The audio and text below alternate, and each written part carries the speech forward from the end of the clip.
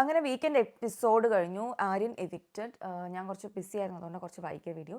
അപ്പം എന്തായാലും എപ്പിസോഡ് റിവ്യൂലേക്ക് പോകാം. വീക്കെൻഡിൻ്റെ 2 എപ്പിസോഡ്സിൻ്റെ റിവ്യൂ ആണ്. അപ്പോൾ ആര്യൻ എവിക്റ്റഡായി. ആര്യൻ എന്നുള്ള വ്യക്തി ശരിക്കും പറഞ്ഞാൽ ഞാനും പറയും വെൽ പ്ലേഡ്. ആര്യൻ നന്നായിട്ട് ഗെയിം കളിച്ചിട്ടുണ്ട്. ആര്യന് അവിടെ റിയൽ ആയിട്ടാണ് ആര്യൻ നിന്നത്. ഫസ്റ്റ് ഓഫ് ഓൾ റിയൽ ആയിട്ടല്ലെങ്കിൽ ആര്യന് പല ഇമോഷണലി കുറേ കാര്യങ്ങളൊക്കെ എടുത്തിട്ട് ഓഡിയൻസായിട്ട് കുറച്ചുകൂടി കണക്ട് ചെയ്യാൻ പറ്റും. ആര്യൻ അത് ചെയ്തില്ല. കാരണം ആര്യൻ റിയൽ ആയിരുന്നു. ആര്യന് എന്താണ് തോന്നിയത് അത് അങ്ങ് പറഞ്ഞു. അതുകൊണ്ട് തന്നെ പലപ്പോഴും നമുക്ക് ദേഷ്യം തോന്നിയിട്ടുണ്ട്. ഞാൻ ഫസ്റ്റൊക്കെ ആര്യൻ്റെ റിവ്യൂ ഒക്കെ ഇടുമ്പം പലപ്പോഴും ഞാൻ ചോദിച്ചു ഈ പയ്യൻ എന്താ ഇങ്ങനെ ചെയ്യുന്നത്, ഞാനത് എടുത്തിട്ടുണ്ട്. പിന്നെ പോയി മനസ്സിലായി ഓക്കെ ഹീസ് ബീൻ റിയൽ. ആ പുള്ളിക്കാരൻ എന്താ തോന്നുന്നത് അങ്ങ് പറയും. അല്ലാതെ പ്രേക്ഷകർ കാണുമ്പം എനിക്ക് കുറച്ചും കൂടി ആക്സെപ്റ്റൻസ് കിട്ടുന്ന രീതിയിൽ പുള്ളിക്കാരൻ മാറ്റുന്ന സംഭവങ്ങൾ ഉണ്ടായിട്ടില്ല. അപ്പോൾ അത്രയേ ഉള്ളൂ. പിന്നെ ആര്യൻ്റെ എല്ലാ കാര്യം, അതായത് ഫ്രണ്ട്ഷിപ്പ് ഉണ്ടായിട്ടുണ്ട്. ആര്യനൊരു ലവ് ആംഗിൾ പോലത്തെ ഒരു സംഭവം നമുക്ക് പുറത്ത് കിട്ടിയിട്ടുണ്ട് ഓഡിയൻസിന് അല്ലേ. പിന്നെ കുറേ കോൺട്രവേഴ്സീസ്, അതിൽ ശരിക്കും ആര്യന് കുറേ അറ്റാക്ക് കിട്ടിയിട്ടുണ്ട്. ഈവൻ ദോ ആര്യനും ജിസയിലും തമ്മിലുള്ള കോൺട്രവേഴ്സിയിൽ അവിടെ ക്വസ്റ്റ്യൻ ചെയ്യപ്പെടുന്ന ആൾ അനുമോളാണെങ്കിൽ പോലും പുറത്ത് ആര്യൻ എഗെയിൻസ്റ്റുള്ള അലിഗേഷൻസാണ് കുറച്ചും കൂടി വന്നിരുന്നത്. അതൊക്കെ ആ പുള്ളിക്കാരൻ അതൊക്കെ ഈസി ആയിട്ട് ഹാൻഡിൽ ചെയ്തു. ഹൗസിനുള്ളിലാണെങ്കിലും അതിനുശേഷം അനുമോളോട് കാണിച്ചിട്ടുള്ള ബിഹേവിയർ ഒന്നും മോശമായിരുന്നില്ല. അതിനെ ഞാൻ അപ്രീഷിയേറ്റ് ചെയ്യുന്നു. കാരണം ആ ഒരു ദേഷ്യത്തോടെയോ വൈരാഗ്യത്തോടെയോ ഒന്നും അധികം പെരുമാറിയിട്ടില്ല. അത് ജിസയിലാണെങ്കിൽ ശരി, ആര്യനാണെങ്കിൽ ശരി. അതാണ് അവരുടെ ക്വാളിറ്റി. അത് ആ ക്വാളിറ്റി മനസ്സിലാക്കാൻ നമ്മൾ പ്രേക്ഷകർ വൈകുന്നുണ്ടോ എന്ന് എനിക്ക് ഡൗട്ടാണ്. പക്ഷേ എന്തായാലും ഇത്രയധികം അലിഗേഷൻസ് പറഞ്ഞിട്ടുള്ള, അതായത് ഫോർ എക്സാമ്പിൾ ഇപ്പോൾ ആതിര നൂറയാണെങ്കിൽ പോലും ഈ അലിഗേഷൻസ് ഒക്കെ നടക്കുമ്പോൾ കൂടെ നിന്നിട്ടുണ്ട്. അവരുടെ പല നെവീൻ്റെ അഗേൻസ്റ്റുള്ള അലിഗേഷൻസ് പറഞ്ഞിട്ടുണ്ട്. അവരുടെ ആ മോറൽ പോലീസിങ്ങും അങ്ങനത്തെ കുറേ അലിഗേഷൻസ് പറഞ്ഞിട്ടുള്ള ആൾക്കാർ അവിടെ നിൽക്കേ ആരും പുറത്ത് പോകുമ്പോൾ എനിക്ക് കുറച്ച് ഇതായിട്ട് തോന്നി, ഒരു സങ്കടം തോന്നി. അങ്ങനെയാണോ നമ്മുടെ സൊസൈറ്റി എന്നുള്ളൊരു ഫസ്റ്റ് വന്നൊരു എഫക്റ്റ് അതാണ് കേട്ടോ എനിക്ക്. ഇങ്ങനത്തെ കാര്യങ്ങളൊക്കെ നടക്കുമ്പോൾ എൻ്റെ ഫസ്റ്റ് തോട്ട് അങ്ങനെയാണ്, നമ്മുടെ സൊസൈറ്റി ഇങ്ങനെയാണോ ചിന്തിക്കുന്നത്. ഇങ്ങനത്തെ കാര്യങ്ങൾക്കൊക്കെ ഭയങ്കര നെഗറ്റീവ് വൈബാണ് എനിക്ക് സൊസൈറ്റിയുടെ ഇതിൽ വരുന്നത്. അതുകൊണ്ട് ഞാൻ ആലോചിക്കും ഇങ്ങനെയാണോ നമ്മുടെ സൊസൈറ്റി ശരിക്കും. എനിക്കറിയില്ല കേട്ടോ. ഇത് അങ്ങനെയാണെങ്കിൽ നമ്മൾ ചേഞ്ച് ചെയ്യേണ്ട ടൈം കഴിഞ്ഞു. ഹൈ ടൈമാണ് ചേഞ്ച് ചെയ്യേണ്ടത്. പക്ഷെ എന്തായാലും ആര്യൻ ഔട്ടായി. ഹേറ്റേഴ്സിന് കുറഞ്ഞ സമയത്താണ് ആര്യൻ ഔട്ട്. ശരിക്കും ഞാൻ പറയാം, ഇപ്പോൾ ഹേറ്റേഴ്സ് കുറവാണ്. ആര്യൻ നേരത്തെ ഇറങ്ങിയ ഹേറ്റേഴ്സ് കുറച്ചും കൂടി കൂട്ടുണ്ടായിരുന്നു. ഇപ്പോൾ അതിനെ കുറച്ചുകൂടി ആക്സെപ്റ്റ് ചെയ്ത ആൾക്കാരുണ്ട്. പിന്നെ ഈ PR-ൻ്റെ ഡിഗ്രഡേഷനൊക്കെ വേറെ ഉണ്ട്. അതൊക്കെ കുറച്ച് കഴിയുമ്പോൾ മാറിപ്പോവും. അത് ഈ ഗെയിം ഷോ കഴിയുമ്പോൾ അതൊക്കെ കഴിയും. പിന്നെ ആര്യനുള്ള ഞാൻ പറയുകയാണെങ്കിൽ ലാലേട്ടൻ്റെ ആ ഒരു അപ്രീസിയേഷൻ ഉണ്ടല്ലോ, വെൽ പ്ലേഡ് എന്ന് ലാലേട്ടൻ 2 പ്രാവശ്യം എടുത്ത് പറഞ്ഞു. അത് കണ്ണിൽ കാണാനുണ്ടായിരുന്നു ലാലേട്ടൻ്റെ കേട്ടോ. അത് തന്നെയാണ് ആര്യന് ഏറ്റവും വലിയ റിവാർഡ്. ഈ 23 ഇയേഴ്സ് അല്ല ആയിട്ടുള്ളൂ. പുള്ളിക്കാരൻ ഏറ്റവും യങ്ങാണ്. ആ യങ് ഏജിൽ തന്നെ ഇത്രയും വലിയൊരു അപ്രിസിയേഷൻ ലാലേട്ടൻ്റെ നിന്നൊക്കെ കിട്ടാന്ന് പറഞ്ഞാൽ ദറ്റ്സ് വർത്ത് ഇറ്റ്. അപ്പോൾ എന്തായാലും ഓൾ ദ ബെസ്റ്റ് എന്ന് എനിക്ക് പറയാനുള്ള കാര്യമാണ്.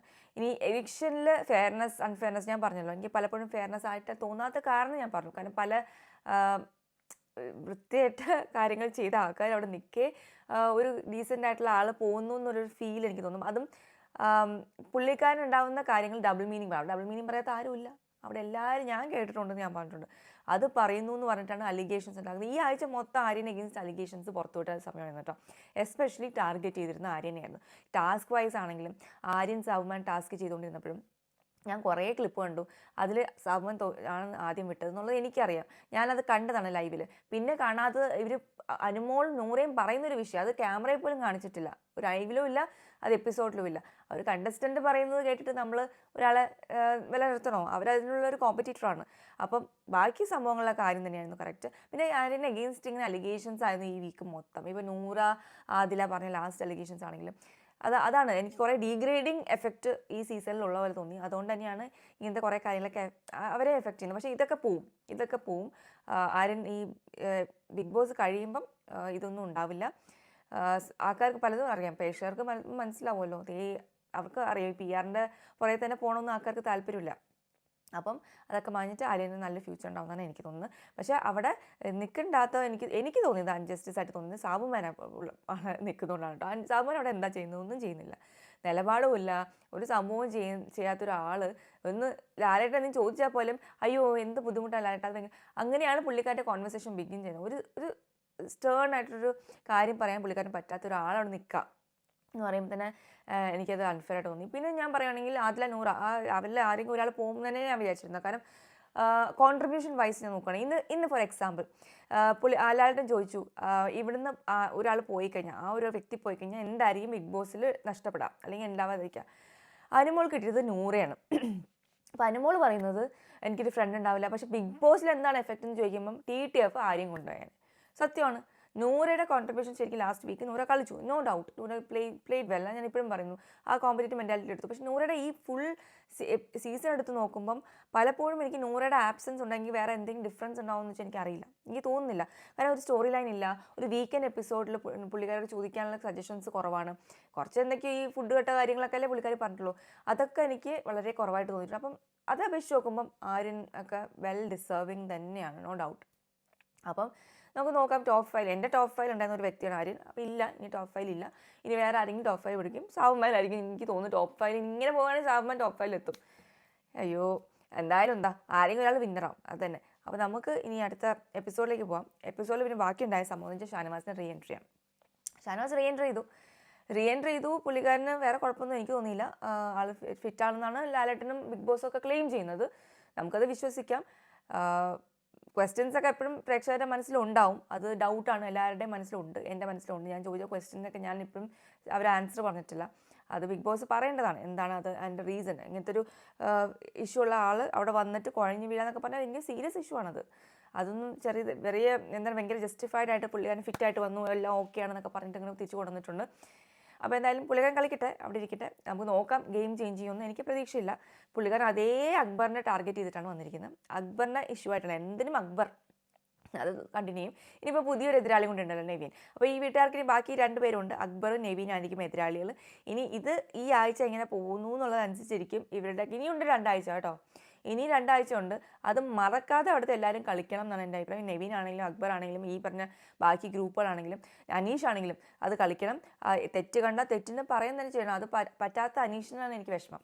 അനീഷിന് ഒട്ടുമേ പറ്റുന്നില്ല. അനീഷിനോട് ഇന്ന് ലാലേട്ടൻ ചോദിച്ചിട്ട് പോലുമില്ല.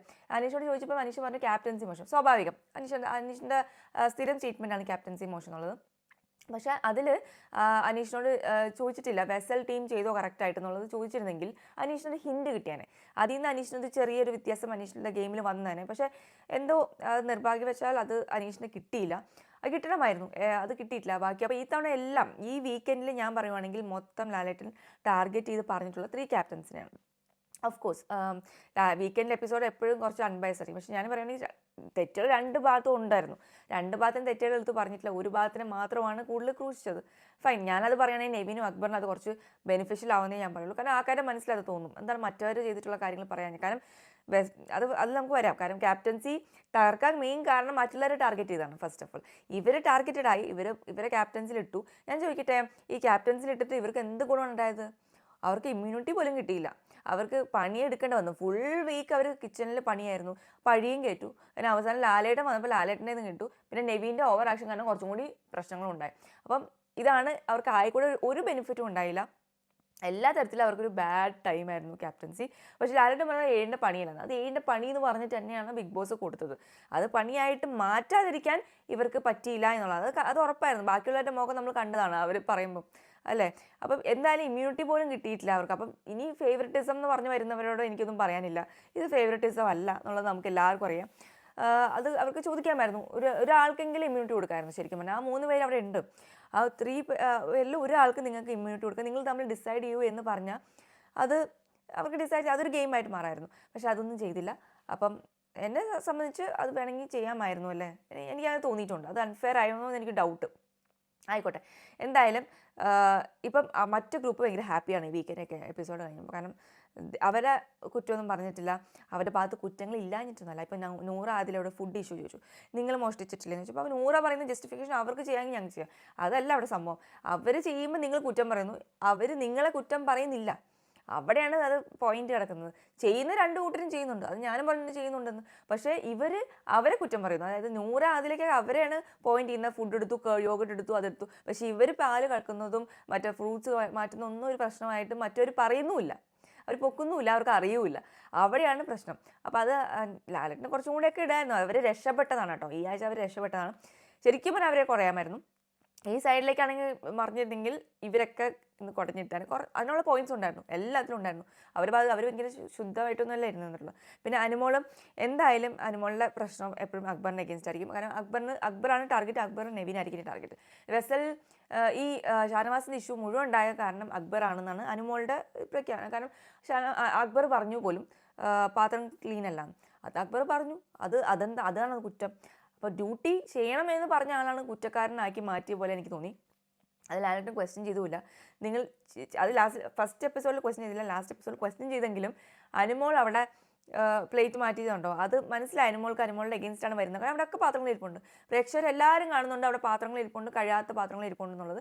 അനുമോൾ പറയുന്നത് അനുമോളിൽ കഴിച്ച പാത്രം മാത്രമേ കഴിവുള്ളൂ, അവർ കുക്ക് ചെയ്ത പാത്രം മാത്രമേ കഴിവുള്ളൂ. എന്തുകൊണ്ട് 2 അടുക്കള ഉണ്ടായി എന്ന് പോലും ലാലേട്ടൻ ചോദിച്ചില്ല. നിങ്ങൾ അതുകൊണ്ട് എന്താണ് ക്യാപ്റ്റൻസ് അങ്ങനെ ചെയ്തപ്പോൾ നിങ്ങൾ എന്തിനാണ് 2ാമത്തെ അടുക്കള ഉണ്ടായത്? ക്യാപ്റ്റൻസിന് അവിടെ വാല്യൂ ഉണ്ടെന്ന് ബിഗ് ബോസ് സത്യം പറഞ്ഞാൽ അവിടെയുള്ള ആൾക്കാർക്ക് ബിഗ് ബോസിന് വാല്യൂ ഇല്ല, ലാലേട്ടന് വാല്യൂ ഇല്ല, ക്യാപ്റ്റൻസിന് വാല്യൂ ഇല്ല. അവർക്ക് ആയിക്കൂടെ പേടി കുറച്ചുള്ളത് പ്രേക്ഷകർ പുറത്ത് എന്ത് ചിന്തിക്കും എന്നുള്ളതാണ് കുറച്ചെങ്കിലും പേടിയുള്ളത്. അത് ഞാൻ സത്യം പറയാം. അതനുസരിച്ച് ഞാൻ പറഞ്ഞിരുന്നത് ക്യാപ്റ്റൻസ് കുറച്ചൊരു ലൂപ്പോളിട്ട് കളിച്ചു. പക്ഷെ അവർ കളിക്കില്ല, അവർ ഭയങ്കര റിയലാണ്. അവർക്ക് അതൊന്നും ആ ഗെയിമൊന്നും അവർക്ക് അറിയില്ല. അത് കളിച്ചിരുന്നുണ്ടല്ല ഇവരൊക്കെ നിരക്ക് വന്നാണ്, എല്ലാവരും ജോലിയും ചെയ്താണ്. പക്ഷെ അത് ചെയ്തിട്ടില്ല. അപ്പോൾ ഇന്നും ലാലേട്ടൻ ചോദിച്ചപ്പോഴും അനുമോളുടെ അവിടത്തുള്ള സംഭവം കണ്ടപ്പോൾ തന്നെ എനിക്ക് മനസ്സിലായി. പക്ഷേ ഇതൊക്കെ പ്രേക്ഷകർ കാണുന്നുണ്ട് അനുമോളെ, എനിക്ക് അത്രേ പറയാനുള്ളൂ. കാണുന്നവർക്ക് മനസ്സിലാവും, അല്ലാതെ ബയസ്ഡ് ആയിട്ടുള്ള ആൾക്കാർക്ക് മനസ്സിലാവില്ല. ഇപ്പോൾ പട്ടാ ഗേൾസ് ആണ് ഹൈപ്പ് എന്ന് പറഞ്ഞിട്ട് നടക്കുന്ന ആൾക്കാരും ഷാനവാസിൻ്റെ ആൾക്കാർക്കൊന്നും മനസ്സിലാവില്ല.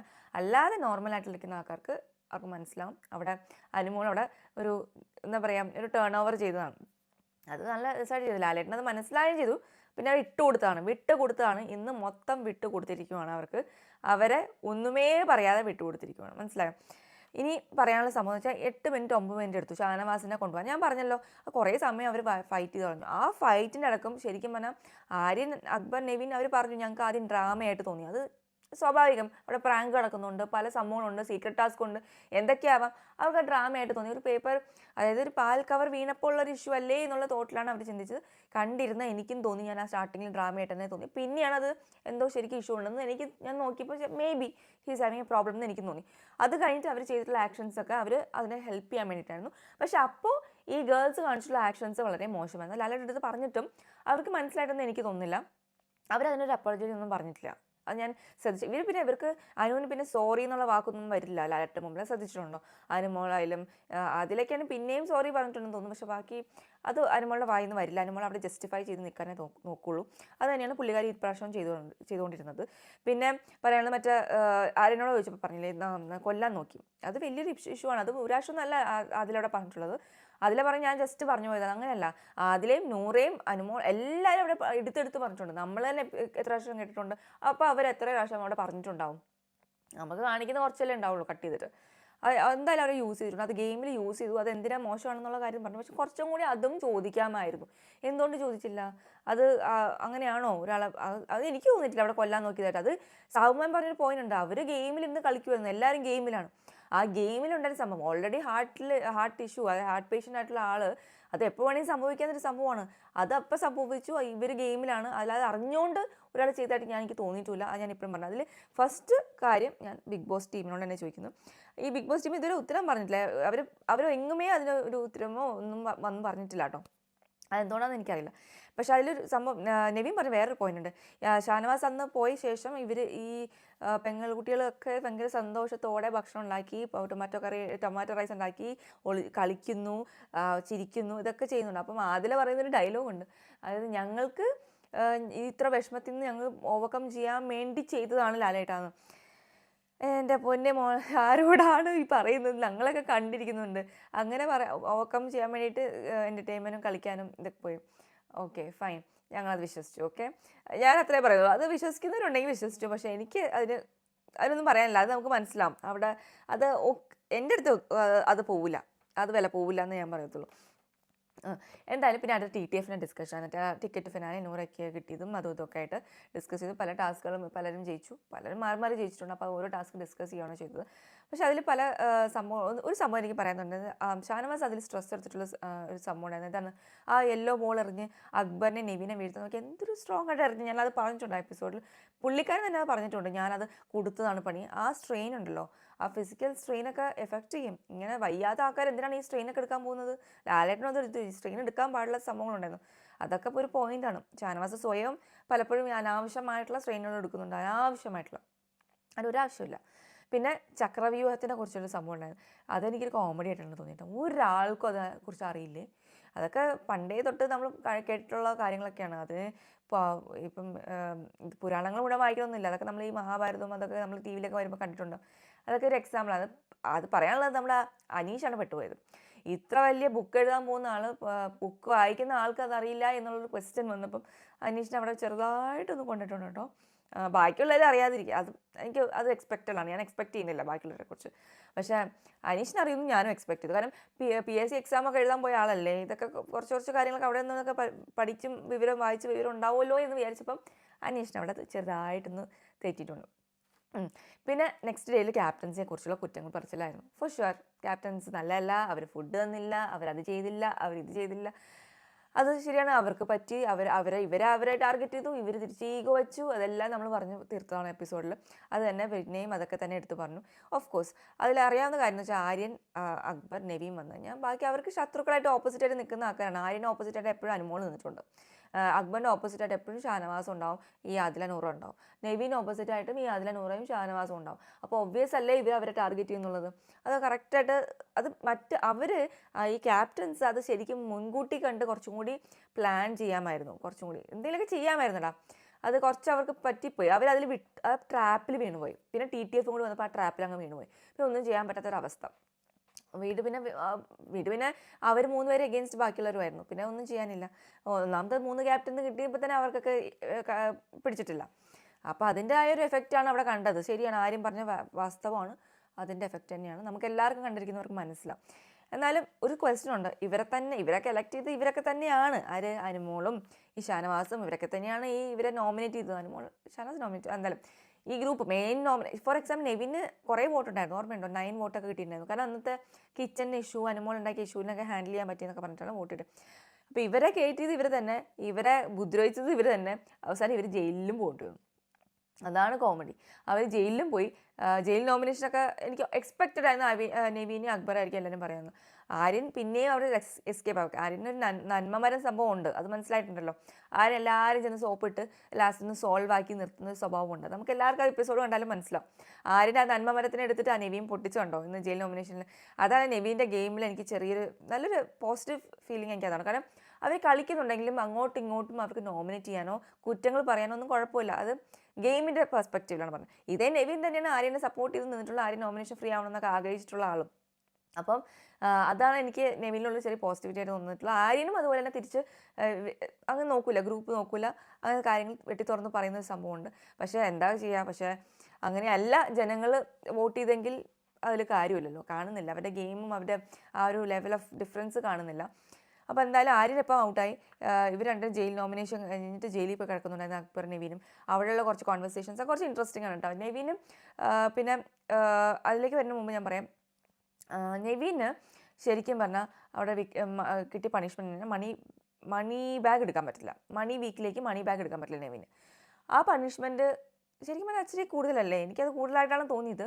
കാരണം ഇതുവരെ ബാക്കിയുള്ളവർക്കൊന്നും പണിഷ്മെൻ്റ് ഒന്നും കൊടുക്കാത്ത ബിഗ് ബോസ് ഇപ്പം എന്താണ് വലിയ പണിഷ്മെൻ്റായിട്ട് കൊണ്ടുവന്നത്? അതും ഫിസിക്കൽ അറ്റാക്ക് ഒന്നും എനിക്ക് തോന്നിയിട്ടില്ല. അത് അവിടെ പോയി അറ്റാക്ക് ചെയ്ത് തിരിച്ച് വാങ്ങിച്ചത് ഒരു സംഭവമായിട്ടാണ് എനിക്ക് തോന്നിയത്. അത് കുറച്ച് കൂടിയെന്നാണ് എനിക്ക് തോന്നിയത്. എനിക്ക് അതിന് ഒരു അഭിപ്രായ വ്യത്യാസം ഉണ്ട് കേട്ടോ. അത് ചെയ്യാൻ പാടില്ല. കാരണം അറിയോ, ആ ഗെയിമിൽ മണി വീക്കിൽ കുറച്ചെങ്കിലും ഒരു കണ്ടൻറ്റ് കൊടുക്കാൻ പോകുന്നത് നവീനായിരിക്കും. നോക്കിക്കോ, അത് ഇപ്പോൾ വിലക്കിയിട്ടുണ്ടെങ്കിൽ പോലും അതിൽ കണ്ടൻറ്റ് കൊടുക്കാൻ പോകുന്നത് നവീന. ഞാൻ പ്രൊമോ കണ്ടു കേട്ടോ, അതുകൊണ്ടൊക്കെ പറയുന്നത് കൊടുക്കും. ആദില എന്നുള്ളൊരു കണ്ടസ്റ്റൻറ്റ് പ്രെഡിക്റ്റബിൾ കണ്ടസ്റ്റൻ്റ് ആണ്. ഈ മണി ബാഗ് വരുമ്പോൾ ഫോർ ഷുവർ. ബിക്കോസ് ഇപ്പോൾ 100 ടോപ്പ് 5 എത്തിയപ്പോൾ അതിലേക്ക് സുഖമായിട്ട് മണി ബാഗ് എടുത്തു. അത് ക്ലൂ കൊടുത്തിട്ടുണ്ട്. നമ്മുടെ ഫാമിലി വീക്കിൽ വന്നപ്പോൾ അവരുണ്ടല്ലോ, അവരുടെ ടീം വന്നപ്പോൾ ക്ലൂ കൊടുത്തിട്ടുണ്ട്. അപ്പോൾ അതിലെടുക്കാനുള്ള ചാൻസാണ് എനിക്ക് വളരെ കൂടുതൽ കാണുന്നത്. കുറച്ചൊക്കെ ഒരു ഡ്രാമ കളിച്ചാലും അതിലെടുക്കും, ബാക്കിയുള്ളവരെടുക്കുമെന്ന് എനിക്ക് തോന്നുന്നില്ല. സാവ്മാനൊന്നും ആ ഗെയിം ഉണ്ടല്ലോ, ഇതൊരു ഗെയിമാണ് കേട്ടോ, മണി ബാഗ് ഒരു ഗെയിമാണ്. ആ ഗെയിം കളിക്കാന്നുള്ള സാവ്മാനെ കൊണ്ടൊന്നും പറ്റില്ല. ഷാനവാസും ഒന്നും ചെയ്യുമെന്ന് എനിക്ക് തോന്നുന്നില്ല. അനുമോൾക്കൊരു ഡൗട്ട് ഉണ്ടാവും, എന്നാലും അനുമോളും ചെയ്യില്ല. മണി ഒരുപാടുണ്ടെങ്കിൽ എടുക്കാമെന്നാണ് പലരും അനുമോൾ അക്ബറിൻ്റെ ഒക്കെ ഭാഗം ചെയ്യില്ല.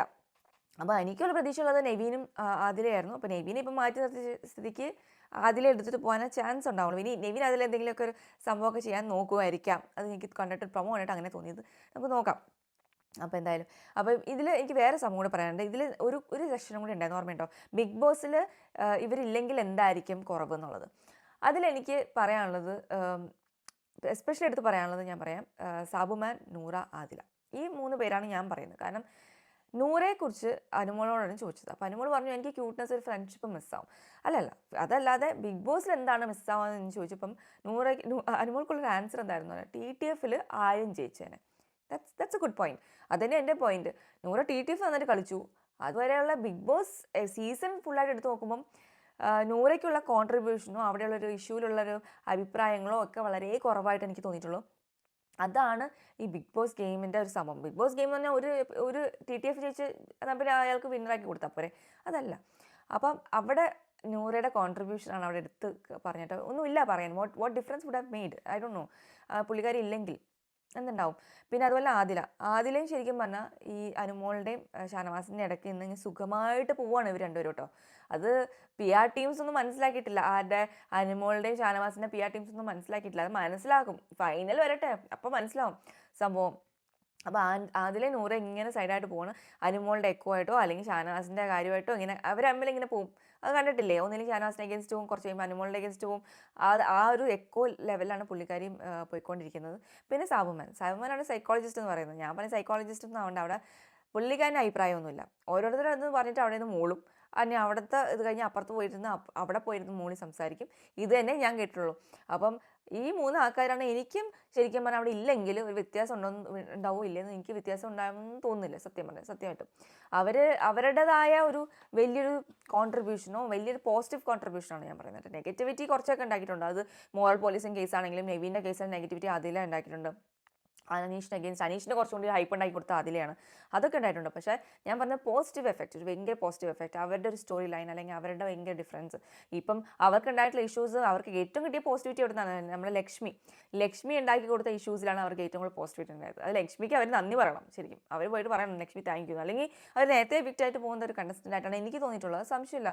പിന്നെ എനിക്ക് പറയാനുള്ളത് നമ്മുടെ എവിക്ഷൻ കഴിഞ്ഞു, അതെല്ലാം കഴിഞ്ഞിട്ടുണ്ട്. ഇനി അടുത്ത വീക്കിലേക്ക് വരുമ്പം ഈ ഷാനവാസൊക്കെ പിന്നെ ഇരുന്ന് പറയുന്നുണ്ട് നമ്മുടെ മിൽക്കിൻ്റെ കാര്യവും അതല്ല വീണത്, വേറെ എന്തൊക്കെയോ വീണത്. ഞാൻ പറയട്ടെ ഷാനവാസ, അതൊക്കെ വിട്ടിട്ട് ഇനി ഫ്രഷായിട്ട് കളിക്കുക. കാരണം എന്ന് വെച്ചാൽ നമ്മളൊക്കെ കണ്ടിട്ടുണ്ട് എന്താണ് സംഭവിച്ചെന്നുള്ളതൊക്കെ നമുക്കറിയാം. പ്രേക്ഷകർക്ക് കുറേ ക്വസ്റ്റ്യൻസ് ഉണ്ട്, അതൊന്നും ഇതുവരെ ആൻസർ ചെയ്തിട്ടില്ല. പലരുടെ മൈൻഡിൽ പല കാര്യങ്ങളും റൺ ചെയ്യുന്നുണ്ട്. വെറുതെ അതെടുത്തുകൊണ്ട് വന്നിട്ട് നിങ്ങൾക്ക് ഇപ്പോൾ കുറച്ചൊരു എന്താ പറയുക ഒരു സെൻറ്റിമെൻറ്റൽ വോട്ട്സും കൂടി വരും. ആ വോട്ട്സ് കളയാതെ കൂടുതൽ ക്വസ്റ്റ്യൻ ചെയ്യാതെ ഇങ്ങനത്തെ കാര്യങ്ങൾ എടുത്തിടാതെ പുതിയ ഗെയിമായിട്ട് വരുവാണെങ്കിൽ അത് നിലനിർത്തി പോകാൻ പറ്റും എന്നാണ് എനിക്ക് തോന്നുന്നത്. ഇനിയും അവരെ ടാർഗറ്റ് ചെയ്ത്, അതായത് നെവിൻ അക്ബറിനെ ടാർഗറ്റ് ചെയ്ത് ഇവർ കളിച്ചു കഴിഞ്ഞാൽ കാര്യങ്ങൾ തിരിയാൻ ഇത്ര സമയമൊന്നും വേണ്ട. അതുകൊണ്ട് സൂക്ഷിച്ച് കളിച്ചാൽ തൂക്കിക്കേണ്ട, അത്ര എനിക്ക് പറയാനുള്ളൂ. പിന്നെ അനീഷിൻ്റെ കാര്യം, അനീഷിന് ഇനി ചാൻസ് ഇല്ല. അനീഷ് ഇനി ആ ഗ്രൂപ്പിൽ തന്നെ പോകും. ഗ്രൂപ്പ് വേണ്ട എന്ന് പറഞ്ഞ ആൾക്കാരൊക്കെ ഗ്രൂപ്പിലാണ്. ഓക്കെ, എല്ലാവരും ഒരുമിച്ചൊരു ഗ്രൂപ്പ്, അവിടെ 2 പേരും. അങ്ങനെയാണ് ഇപ്പോൾ ഗെയിം പോകുന്നത്. അപ്പം നമുക്ക് നോക്കാം എങ്ങനെ ഈ ആഴ്ച എത്ര ഡിഫറൻസ് ഉണ്ടാവും. മണി ബാഗ് വരുമ്പോൾ ആരെടുക്കും. ഇനി ബിഗ് ബോസ് ഒരു ഡിഫറെൻറ്റ് വെറൈറ്റീസ് കൊണ്ടുവരുവാണ് ഗെയിമിൽ. മണി ബാഗ് പെട്ടി വയ്ക്കുന്നതല്ലാതെ വേറെ രീതി കൊണ്ടുവരുവാണെങ്കിൽ, ട്വിസ്റ്റ് കൊണ്ടുവരുവാണെങ്കിൽ അതിലെ അല്ലാതെ വേറെ ആർക്കെങ്കിലും മണി ബാഗ് അല്ലെങ്കിൽ മണി കൊണ്ടുപോകാനുള്ള ചാൻസ് കിട്ടും. അത് ചെയ്യണം എന്നാണ് എൻ്റെ അഭിപ്രായം. കാരണം ഭയങ്കര പ്രഡിക്റ്റബിളാണ്. ആ പ്രഡിക്റ്റബിലിറ്റി നമുക്ക് ഓഡിയൻസിന് ആസ് എ വ്യൂവർ എനിക്ക് ഇഷ്ടപ്പെടത്തില്ല. പിന്നെ മാത്രമല്ല നമ്മളെ പഴയ കണ്ടസ്റ്റൻസൊക്കെ എൻട്രി ചെയ്യുന്നത് ലാസ്റ്റ് വീക്കായിരിക്കും മിക്കവാറും. അതിന് മുമ്പ് തന്നെ മണി ബാഗ് തീരും, അല്ലെങ്കിൽ അതിൻ്റെ ഇൻഫ്ലുവൻസ് ഉണ്ടാവുമല്ലോ, അതുകൊണ്ട് അതിന് മുമ്പ് തീരും. അപ്പോൾ അത് കഴിഞ്ഞിട്ടായിരിക്കും ഇനി ബാക്കി എല്ലാവരൊക്കെ എൻട്രി ചെയ്യുക. അപ്പോൾ ഇതൊക്കെ ഉള്ളൂ. വേറെ ഒന്നും ഞാൻ വിട്ടുപോയിട്ടില്ല എന്ന് വിചാരിക്കുന്നു. മെയിനായിട്ടുള്ള പോയിൻറ്റ്സൊക്കെ ഞാൻ കവർ ചെയ്തിട്ടുണ്ട്. ഇനി ആക്ച്വലി എപ്പിസോഡിൻ്റെ റിവ്യൂ ആയിട്ട് വരാം. മറ്റേ എപ്പിസോഡിന് എന്തെങ്കിലുമൊക്കെ കണ്ടൻറ്റ് ഉണ്ടാവുമോ എന്നോ എനിക്കറിയില്ല. ഇനി നെവിനൊക്കെ സൈഡായിട്ടിരുന്ന കണ്ടൻറ്റ് ഒന്നും ഉണ്ടാവില്ല. കാരണം അവർ ആക്റ്റീവ് ആയാലേ കണ്ടൻറ്റ് ഉണ്ടാവുള്ളൂ. ബാക്കിയുള്ളവരുടെ കണ്ടൻറ്റ് എന്തായിരിക്കും? നെവിനെ അക്ബറിനെ കുറിച്ച് കുറ്റം പറയുന്ന കണ്ടൻറ്റ്. അത് കേട്ടിട്ട് മടുത്തു. ഇനി എന്തെങ്കിലും വേറെ നല്ല കണ്ടൻറ്റ് വരുമോ അറിയില്ല. നോക്കാം, നമുക്ക് എന്തായാലും നോക്കാം. അപ്പം ഇത്രയേ ഉണ്ടായിരുന്നുള്ളൂ. ഇനി അടുത്ത എപ്പിസോഡ് റിവ്യൂ ആയിട്ട് വരാം. അതുവരെ ബൈ.